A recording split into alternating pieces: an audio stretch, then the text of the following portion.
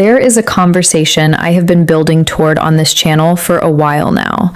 We have talked about performance. We have talked about desire. We have talked about what changes after 60 and why. We have talked about the physiology, the psychology, the relational dynamics, the hormones, and the silence that surrounds all of it. Today, I want to bring it all together with something that might surprise you, something that reframes every video I have made on this channel in the best possible way. Because today's topic is not about what most people expect when they see the title. It is not a concession. It is not an apology. It is not a way of making you feel better about something that medicine considers a problem. It is the clinical truth, backed by research, grounded in real human experience, and almost never said out loud in a space where men over 60 are actually listening. And by the end of this video, the way you think about your intimate experience after 60 and the standard by which you measure its success will be permanently and profoundly changed for the better. Let's begin. Welcome back to the channel. If you are joining us for the first time, my name is Dr. Julia Rhodes. I am a certified men's sex therapist with over a decade of clinical experience working with men and couples across all stages of life. Now, before I go any further, I need to address something directly. If you have been following this channel for any length of time, you may have watched my content about lasting longer in bed, about techniques, about awareness, about the approaches that help men over 60 extend their intimate experience and feel more in control of their timing. And you may be sitting there right now thinking, wait, didn't she just spend an entire video telling me to last longer? And now she is telling me that finishing early is better? That is a fair question, and it deserves a completely honest answer. Here it is. Lasting longer and finishing early are not opposites. They are not contradictions. They are 2 points on the same spectrum of sexual mastery, and understanding both of them fully and without shame is what gives a man genuine freedom in his intimate life. The work I shared about lasting longer was never really about duration. It was about awareness, about presence, about the ability to understand your own body well enough to have conscious, intentional, satisfying, intimate experiences, rather than being at the mercy of automatic responses you never understood. That work is still valuable, it still matters, and everything you learned from it is still true. But here is what I did not say in that video, and what today's video exists to complete. For men over 60, the biological reality is that ejaculatory timing naturally changes. It shortens, not because something has gone wrong, because something has shifted, physiologically, hormonally, neurologically, in ways that are entirely expected, entirely normal, and entirely navigable when approached with the right knowledge and the right framework. The techniques for lasting longer gave you tools for awareness and control. Today, I am going to give you the framework that tells you what to do with those tools and what to do when your body, on any given occasion, moves on its natural timeline rather than a performance-measured one. Together, these two conversations form a complete picture, and a complete picture is exactly what you deserve. And speaking of a complete picture, I want to take just a moment here to tell you about something I have put together that I am genuinely excited for you to see. Because this video, and every video I have made on this channel, has been building towards something. A program that pieces the entire puzzle of men's sexual health after 60 together in one place. Not scattered across individual videos, not requiring you to assemble the pieces yourself from dozens of conversations, but all of it, in sequence, in depth, with clinical precision and real human warmth, from beginning to end. From fixing erection and performance challenges to the specific techniques that make a man genuinely masterful in bed after 60, to the strategies that bring your partner's desire into alignment with yours, to the psychological, hormonal, and relational knowledge that ties all of it together into one coherent, lived, intimate life. It is the program I wish every man over 60 had access to from day one. I made a full video about it, walking walking through everything it covers, everything it addresses, and everything it makes possible for the men who work through it. That video is pinned in the comment section and linked in the video description right now. After you have finished watching today, go watch that video. Because what we are discussing right now is just one piece of what the program covers completely. The link is waiting for you below.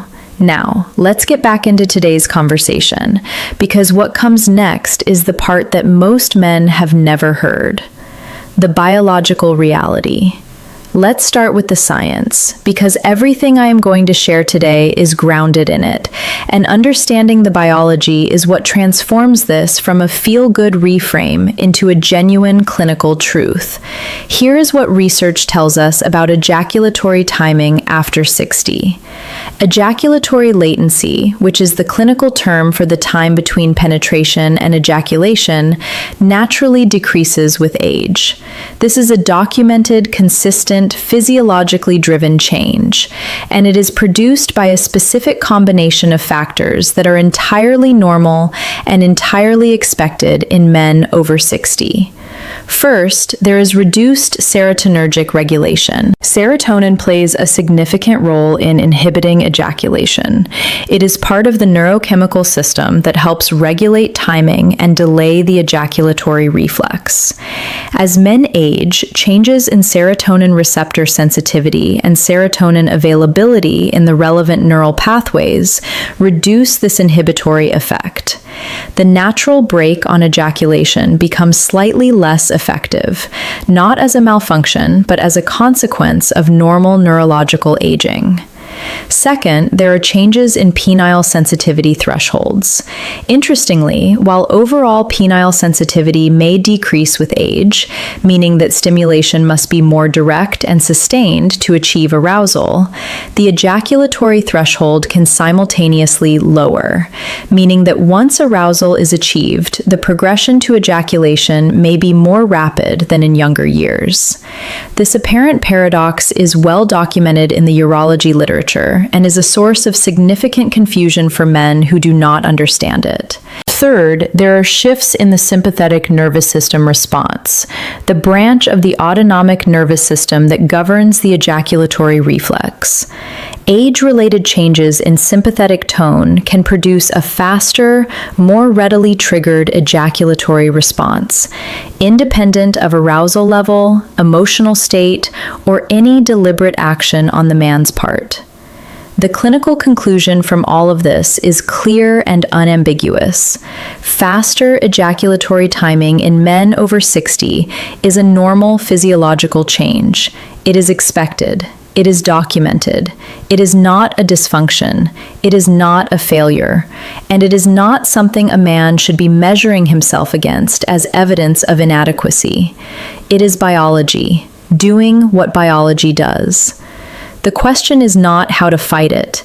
The question is how to work with it, intelligently, consciously, and in a way that produces genuinely satisfying, intimate experiences for both partners. And that question is exactly what the rest of this video answers. The misdiagnosis problem. The second thing I need to address is one that I encounter with remarkable frequency in my clinical practice, and that causes an enormous amount of unnecessary suffering: the misdiagnosis problem. Many men over 60, a significant proportion of the men I work with, arrive in my practice having concluded that they have premature ejaculation. They have read about it, they have worried about it, they have carried the label in silence and let it reshape the way they approach intimacy. And in most cases, they do not have premature ejaculation. Here is why this distinction matters clinically. Premature ejaculation is a defined clinical condition, and its definition from the International Society for Sexual Medicine includes not just timing, but 2 additional criteria that are essential to the diagnosis. The ejaculation must be perceived as uncontrollable by the man, and it must cause significant personal distress or interpersonal difficulty. Timing alone does not constitute premature ejaculation. Most men over 60 who believe they have PE are experiencing something categorically different.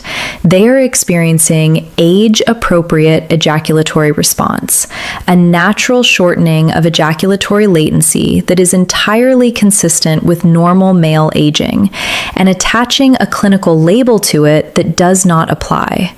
The label matters because the shame that comes attached to a premature ejaculation diagnosis is significant, specific, and deeply damaging to a man's sense of himself as a lover, as a partner, and as a man. Research confirms what I see in my practice. The shame around perceived ejaculatory timing causes measurably more damage to intimate satisfaction and relationship quality than the timing itself. Men who carry that shame withdraw from intimacy.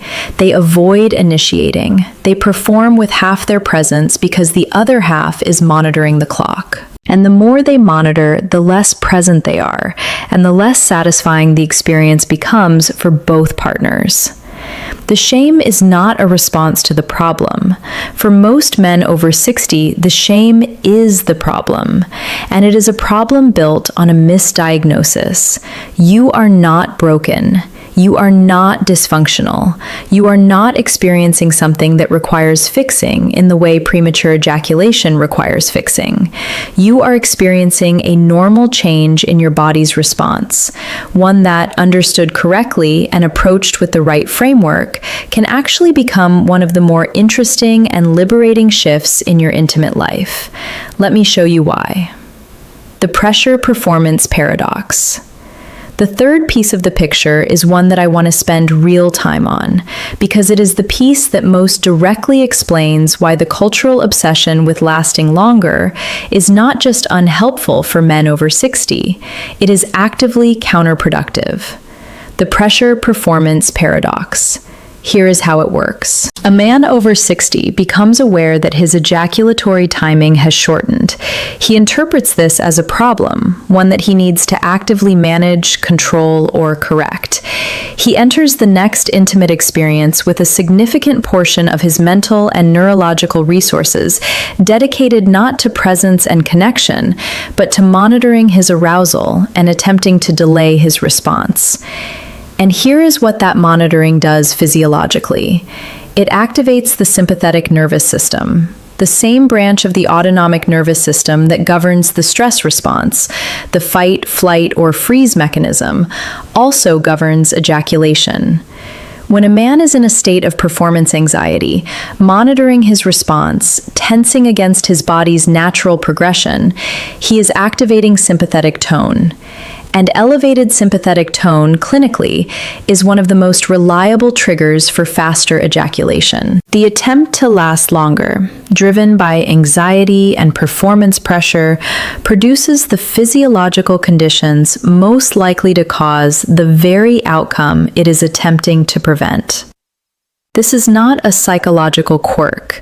This is a documented neurobiological feedback loop. And it traps men in a cycle that becomes more entrenched with every anxious, intimate experience. But here is the inversion that changes everything. The parasympathetic nervous system, the rest, relax, and connect branch of the autonomic nervous system, is associated not just with relaxation, but with slower, more deliberate, more controlled ejaculatory response. Men who enter intimate experiences in a parasympathetic dominant state, relaxed, present, focused on sensation and connection rather than performance, consistently report greater ejaculatory awareness and more satisfying intimate experiences. Which means that the path to genuine mastery of ejaculatory timing is not anxiety and monitoring. It is presence and relaxation. And the path to presence and relaxation is not fighting your body's natural timeline. It is releasing the performance pressure that has been working against you and discovering what your intimate experience looks and feels like when you are fully, completely there for it. That discovery, for most men, is one of the most profound shifts in their intimate lives. What partners actually want. Let me now address the assumption that underpins almost everything most men believe about ejaculatory timing, and that research consistently, clearly, and compassionately dismantles. The assumption that duration is what your partner wants most. It is not. Research published in the Journal of Sexual Medicine and replicated across multiple studies examining partner satisfaction in long-term relationships tells a consistent and clear story. Partner satisfaction is far more strongly correlated with emotional presence, intimacy quality, and post-sex connection than with the duration of penetrative intercourse. Let me say that again clearly. How long penetrative intercourse lasts is significantly less important to your partner's satisfaction than how present you are during the experience, how connected she feels to you, and what happens between you after it ends. This is not a consolation prize. This is not research cherry-picked to make men feel better. This is the consistent finding of sexual science when it actually asks partners what they want, rather than assuming it based on cultural mythology. Women in long-term relationships, particularly women over 60, who have navigated their own physiological and psychological changes around intimacy, overwhelmingly report that what makes an intimate experience satisfying is not measured in minutes. It is measured in presence, in warmth, in feeling genuinely desired and genuinely attended to, in the quality of the connection before, during, and after the physical experience. Extended foreplay, which is something I have addressed extensively on this channel, matters more to her satisfaction than extended intercourse. The quality of touch, of attention, of emotional presence during the experience matters more. And the post-sex closeness, the warmth, the physical contact, the conversation, the connection that follows, matters more. Your body's natural timing, when it exists within an intimate experience that prioritizes all of these things, is not a problem for your partner. The research says so, consistently, clearly. The cultural narrative that has been measuring your intimate worth in minutes has been getting the science wrong, and you have been carrying the weight of that error, in anxiety, in shame, in diminished presence, for far too long. Put it down. The reframing opportunity. We have arrived at the reframe, and I want to give it to you completely. Sex therapists and sexual gerontology researchers, the clinical community that works most closely with the intimate lives of men and couples in their 60s, 70s, and beyond, advocate consistently for a model of sexual satisfaction that places penetration duration as one element among many, rather than the defining measure of intimate success. And for men over 60, this reframe is not a consolation prize. It is a clinically supported upgrade. Here is what the expanded model of intimate success looks like. Extended foreplay, approached not as a warm-up to the main event, but as a central, complete, deeply satisfying dimension of the intimate experience. The research on extended foreplay is unambiguous. It increases arousal, improves natural lubrication, deepens emotional connection, and produces partner satisfaction outcomes that extended penetrative intercourse consistently fails to match. For men over 60, extended foreplay serves an additional and very specific function. It creates the physiological conditions, the blood flow, the arousal, the neurological engagement that make the entire sexual experience richer and more satisfying for both partners. It is not just emotionally valuable, it is physically transformative. Sensate focus, the deliberate, unhurried, fully present exploration of your partner's body without a performance destination, has decades of clinical research behind it as one of the most effective approaches to intimate satisfaction in long-term couples. It removes the performance metric entirely and replaces it with the only metric that actually matters. Is this experience genuinely pleasurable and connecting for both of us? Emotional attunement, being fully present with your partner during intimacy, maintaining eye contact, speaking her name, expressing genuine desire not just physically but verbally. These dimensions of the intimate experience activate neurobiological bonding systems that penetration alone cannot access, and that produce lasting satisfaction and relational closeness in ways that duration-focused sex rarely achieves. Post-sex connection, the warmth, the physical closeness, the conversation, the shared silence that follows intimate experience. Research on oxytocin release following ejaculation shows that men over 60 are positioned to experience some of the most profound post-sex bonding available in the human intimate experience. The hormonal landscape following ejaculation, flooded with oxytocin and prolactin, promotes bonding, emotional closeness, and a quality of relational warmth that is one of the genuine gifts of male sexuality at this stage of life. When intimacy is built around this expanded model, when foreplay is extended, presence is total, and post-sex connection is intentional, the duration of penetrative intercourse becomes one element in a rich, multidimensional experience, rather than the measurement against which everything else is judged. And when that shift happens, finishing early is not a problem. It is simply a moment in a larger experience that was already deeply satisfying, and that continues to be satisfying well past the moment of ejaculation. That is not consolation. That is a genuinely better intimate life. The hormonal shift advantage. There is one more piece of this picture that I want to give you before we close, because it is the one that most men find genuinely surprising, and it is the one that turns what most men experience as an ending into something that is, in the most literal neurobiological sense, a beginning. The hormonal shift advantage. Following ejaculation, the male body releases a specific cascade of hormones. The two most significant are oxytocin, the bonding hormone, associated with feelings of closeness, warmth, trust, and emotional connection, and prolactin, which promotes relaxation, satisfaction, and a deep sense of physical and emotional ease.